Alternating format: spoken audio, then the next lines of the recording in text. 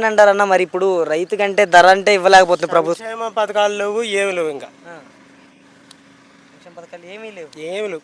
అంటే జగన్మోహన్ రెడ్డి గారి టైంలో 13,500 రైతు భరోసా వేస్తే నేను వచ్చిన తర్వాత ఏకంగా 20,000 అన్నాడు. వేయలేదుగా. ఎప్పుడు వేసాడు? వేసాడు ఎప్పుడన్నా ఉందా? వచ్చినాక ఇప్పుడు సంవత్సరం అవుతుందిగా. లేదు. తల్లికి వందనం ఎంతమంది పిల్లలు ఉంటే అంతమందికి 15,000 వేస్తానన్నారు. లేదు. ఫ్రీ బస్సు లేదు, గ్యాస్ లేదు, ఇసుక ఫ్రీ ఉచితం అన్నాడు, అది లేదు. ఏమనంటే మీ ఇంట్లో పాలేరు పని కూడా చేయమంటారు అంటున్నాడు చంద్రబాబు. అంటే ఇప్పుడు జగన్మోహన్ రెడ్డి రాష్ట్రాన్ని అప్పుల పాలు చేసిపోయాడు, పథకాలు ఇవ్వడానికి టైం పడుతుంది అంటున్నాడు కదన్నా. మరి అంటున్నాడు. సరే జగన్ అప్పుల పాలే చేశాడు అనుకుందామన్నా. అప్పులు చేసి ఎవరికి ఇచ్చారు జగన్ అంతా? మరి అది కూడా తెలియాలి కదా. ఎవరికి ఇచ్చారు మీరు చెప్పండి. అది జనాలకే ఇచ్చాడు, జనాలకే పెట్టాడుగా.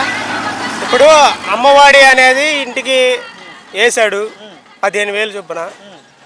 ఏంది మామూలుగా 45 సంవత్సరాల వాళ్ళకి వేసాడు. ఇప్పుడు అది కూడా లేదు కదా చంద్రబాబు నాయుడు.